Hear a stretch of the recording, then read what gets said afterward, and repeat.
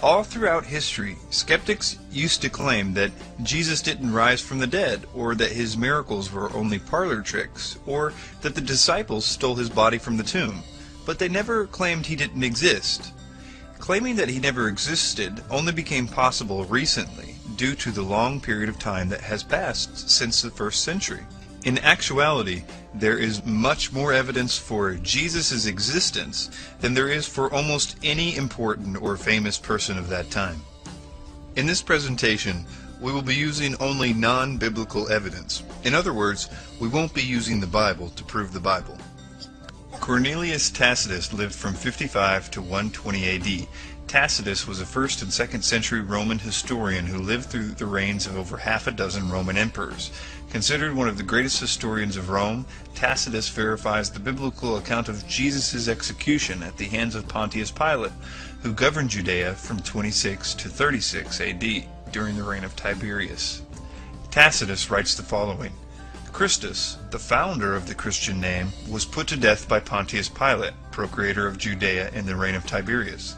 But the pernicious superstition, repressed for a time, broke out again, not only through Judea, where the mischief originated, but through the city of Rome also. It would confirm the following: that Jesus did exist, that he was the founder of Christianity, that Jesus was put to death by Pilate, that Christianity originated in Judea with Jesus, and that Christianity later spread to Rome. Let's move on to Lucian of Samosata. Lucian was a 2nd century Greek satirist and rhetorician who scornfully describes his views of early Christianity.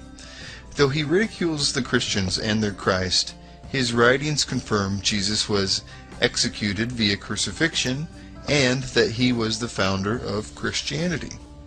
He says, "The Christians, you know, worship a man to this day, the distinguished personage who introduced their novel rites and was crucified on that account.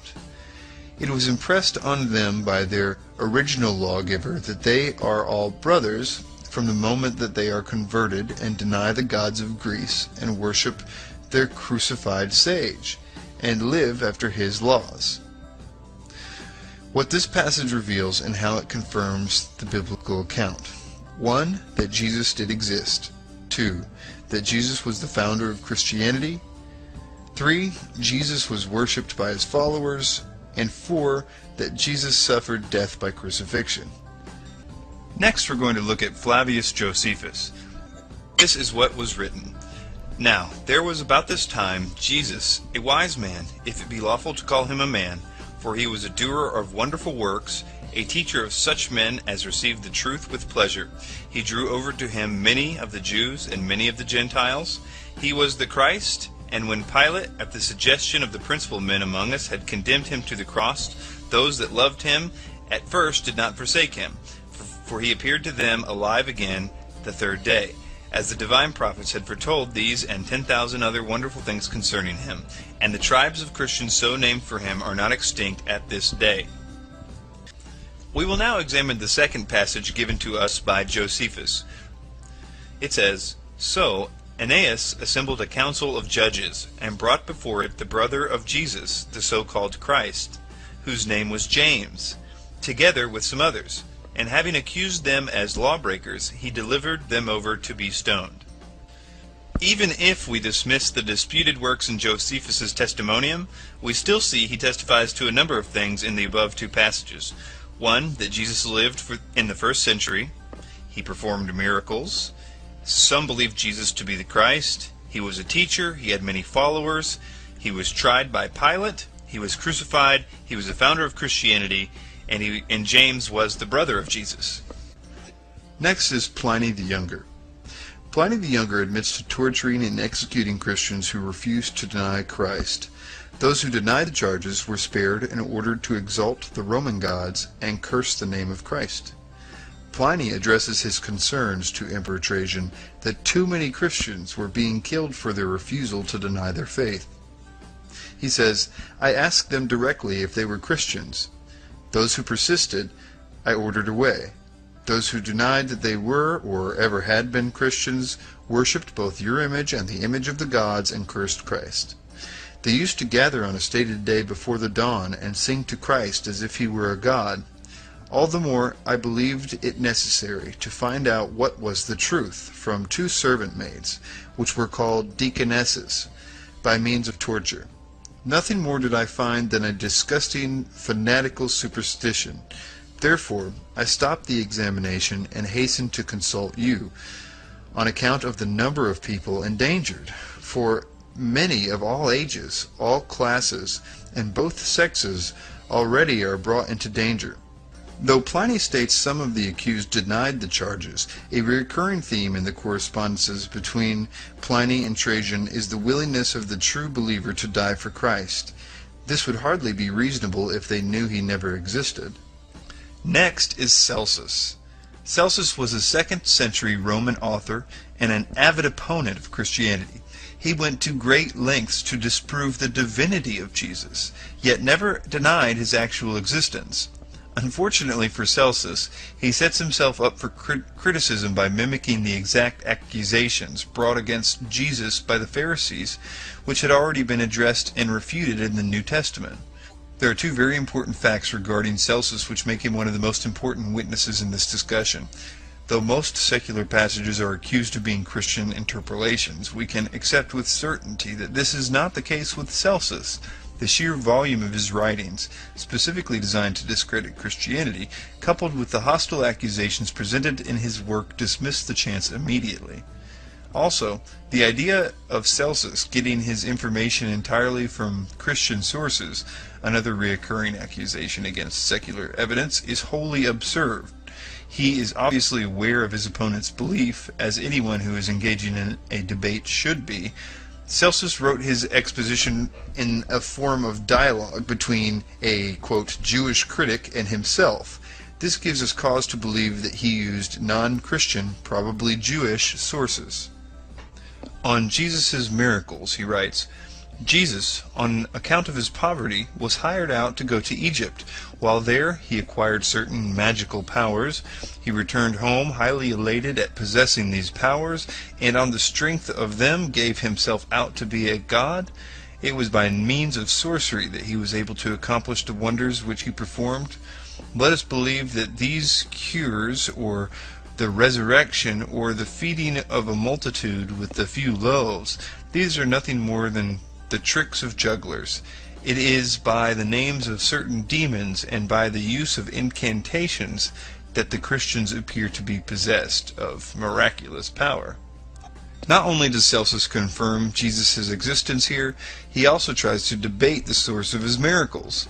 Like the Pharisees of Jesus' day, Celsus tries to dismiss these miracles as both demonic possession and cheap parlor tricks. However, he is clearly grasping at straws. On one hand, Celsus accuses Jesus of performing magic learned in Egypt, then later states it is by the power of possession, then states the miracles were not really miracles at all, but were illusionary tricks performed by a deceiver, then finally states that the miracles never occurred. Gaius Suetonius Tranquillus lived from 69 to 130 A.D. Suetonius was a prominent Roman historian who recorded the lives of Roman Caesars and historical events surrounding their reigns. He served as a court official under Hadrian and as an analyst for the imperial house. Suetonius records the expulsion of Christian Jews from Rome, mentioned in Acts 18 verse 2, and confirms the Christian faith being founded by Christ. He says, "As the Jews were making constant disturbances at the instigation of Christus, Claudius expelled them from Rome." And we know that the Christian authors were obviously referring to Jesus when they spelled the name Christus. Next is Thallus, unknown to 52 AD. Although his works exist only in fragments, Julius Africanus debates Thallus's explanation of the midday darkness which occurred during the Passover of Jesus' crucifixion. Thallus tries to dismiss the darkness as a natural occurrence, a solar eclipse. But Africanus argues, and any astronomer can confirm, a solar eclipse cannot physically occur during a full moon, due to the alignment of the planets. Phlegon of Tralles, a 2nd century secular historian, also mentions the darkness and tries to dismiss it as a solar eclipse. He also states the event occurred during the time of Tiberius Caesar. This is what was written. On the whole world there pressed a most fearful darkness. The rocks were rent by an earthquake, and many places in Judea and the other districts were thrown down.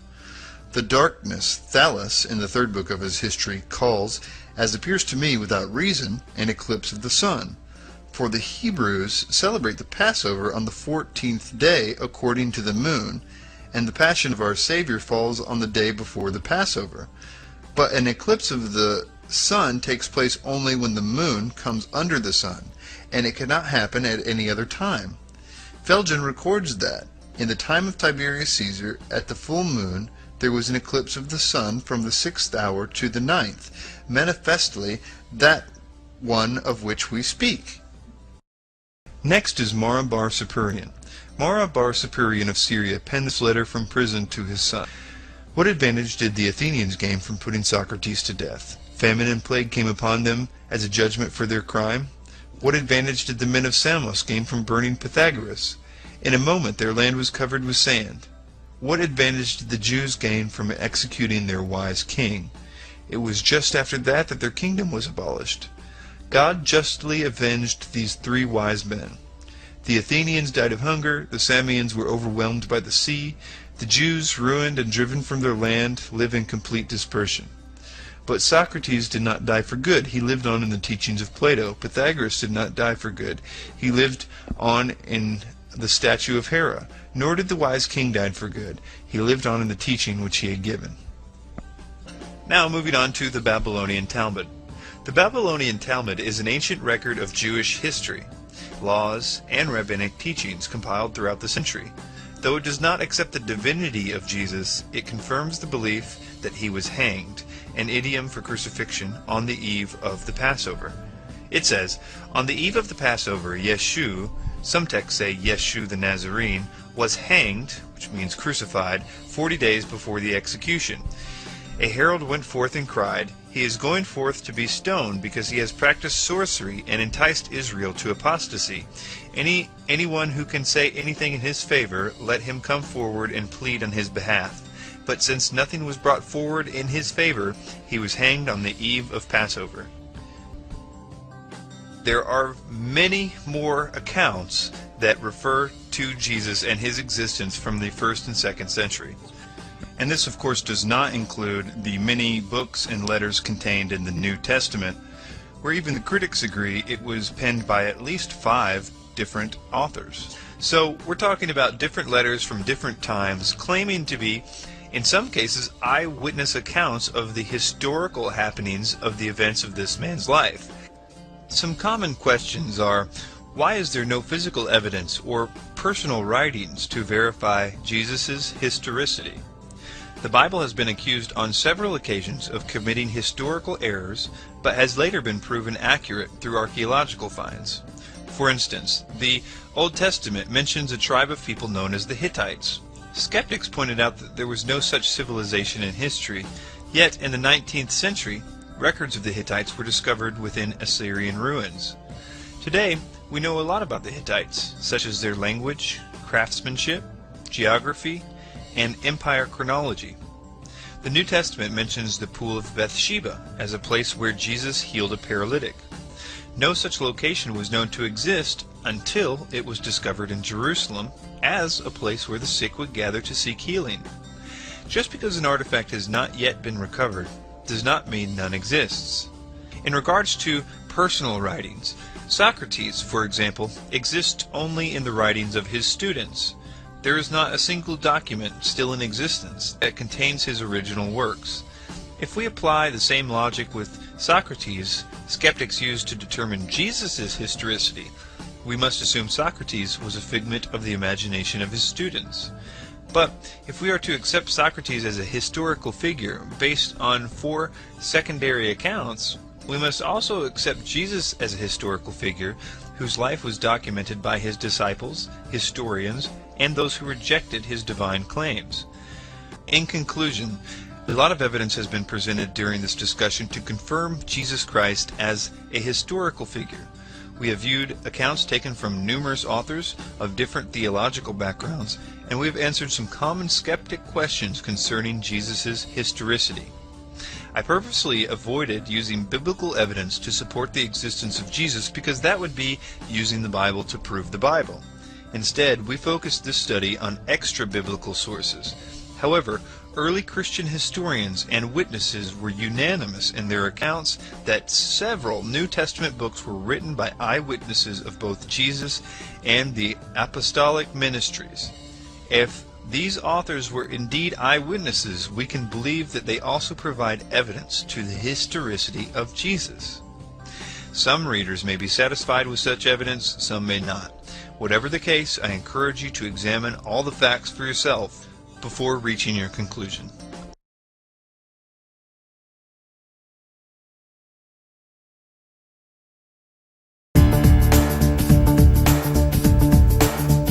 But how do we know that the Bible, as we have it today, is reliable? You know, for a very long time, people argued that much was lost in translation. Since the Bible was really an ancient book translated for new generations, skeptics argued that something had to be lost each time the text was translated. Well, they could argue that, and did it very well, in fact, and they could say that the earliest manuscripts we have are from 1,000 or so years ago, or a little bit more.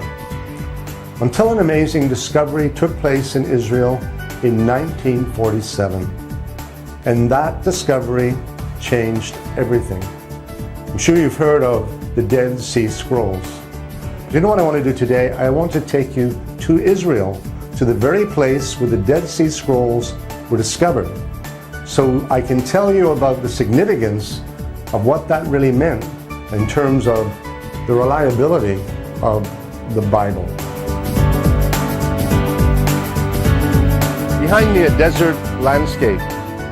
But within this landscape was found one of the most important archaeological treasures in the history of modern Israel, the Dead Sea Scrolls. The community of the Essenes lived here 2,000 years ago.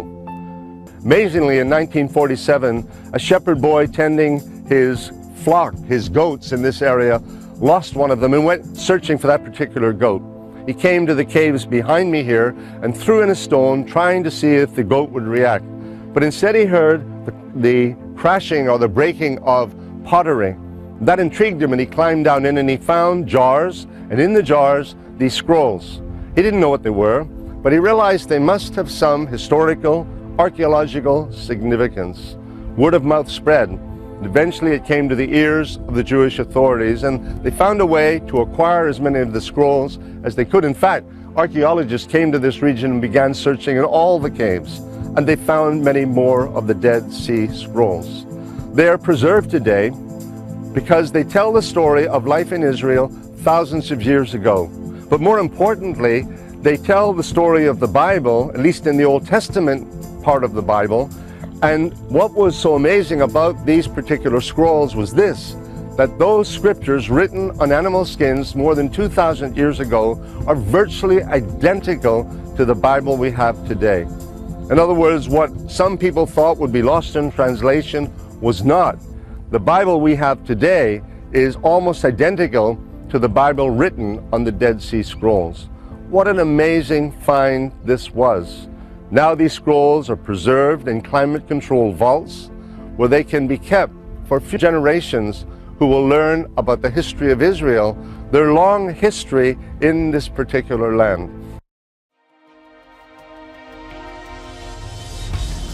This next section is called, Did the Bible Come from Supernatural Origin?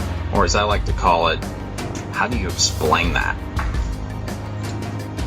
So I've taken a clip that has 101 scientific facts the Bible declared long before scientists ever did, or before the discovery of man, and I just highlighted some of them here.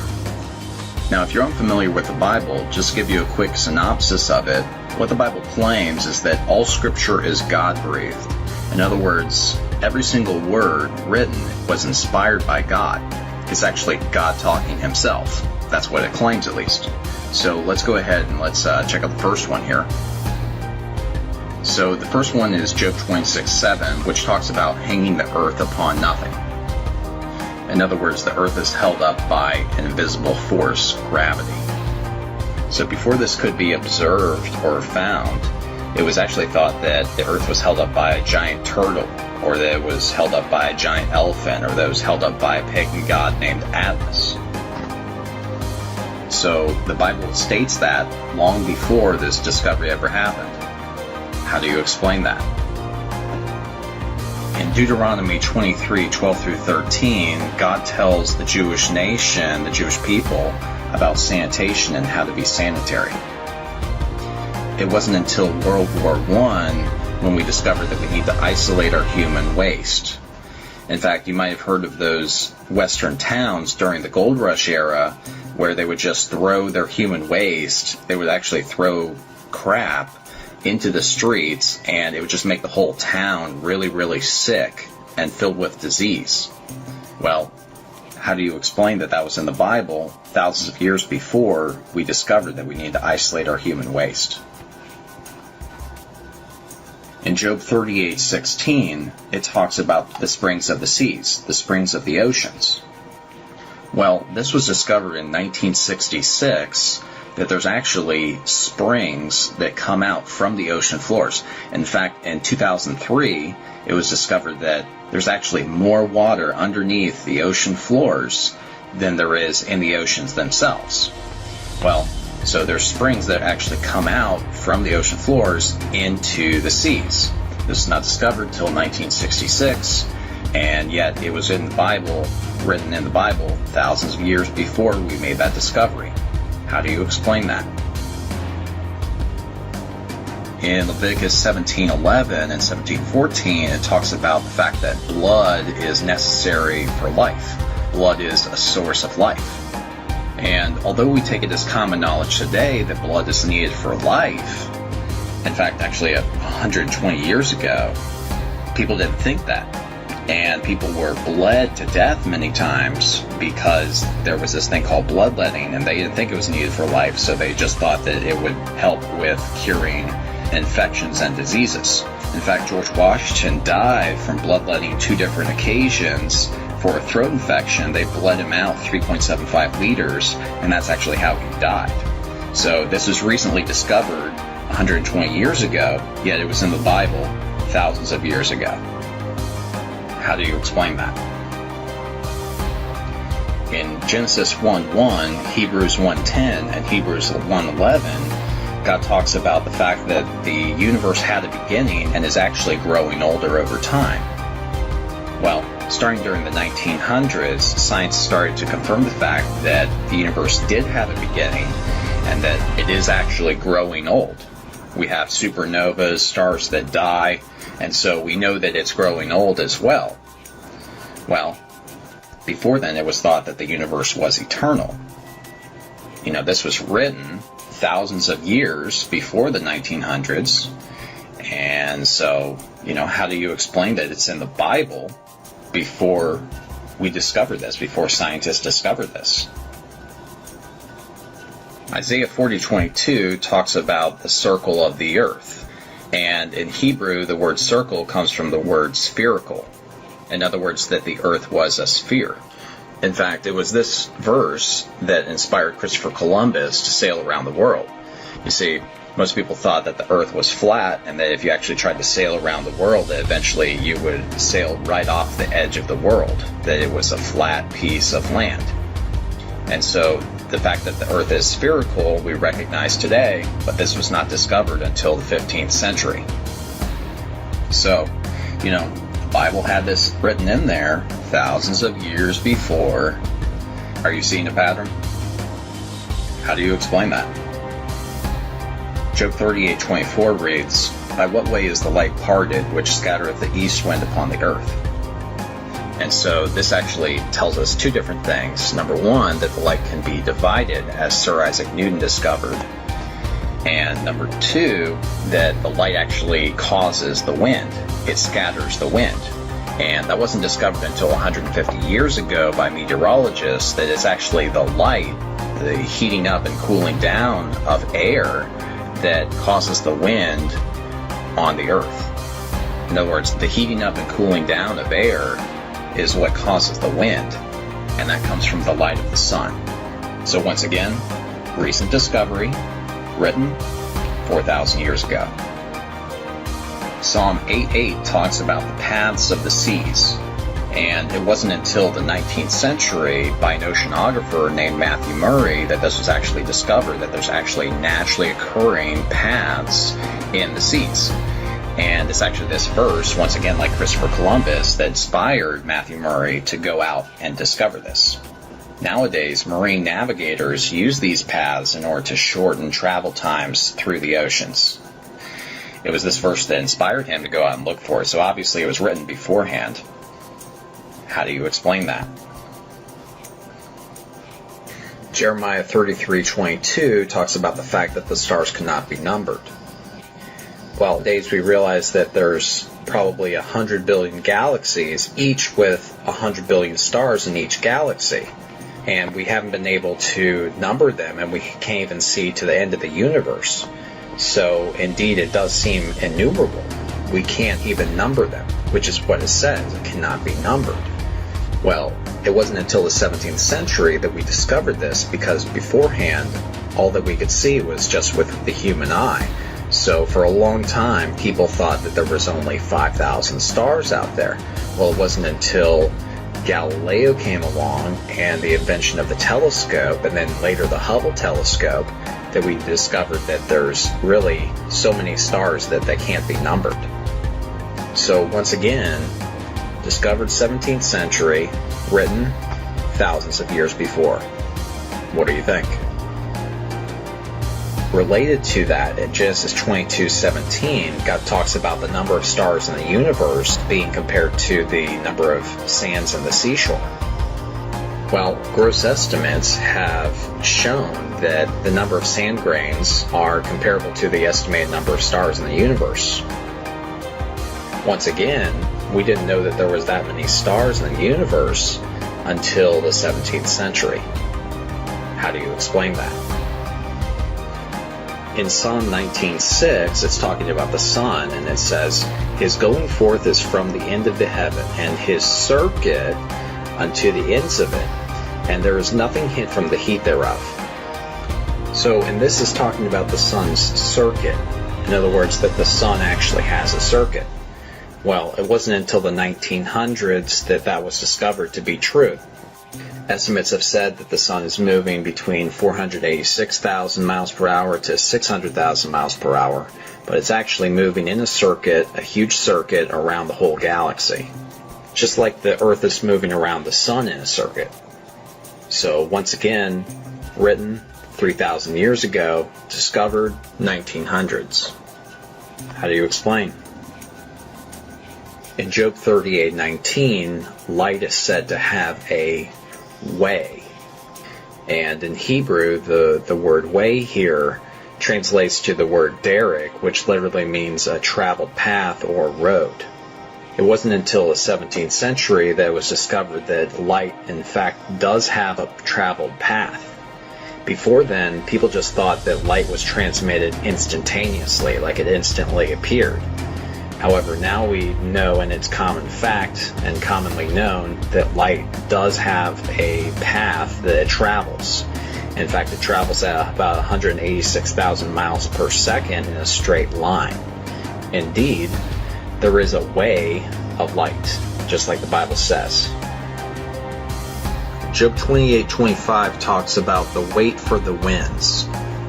As you can imagine, it was once thought that air was weightless. Yet 4,000 years ago, this was written in the Bible that there was a wait for the winds.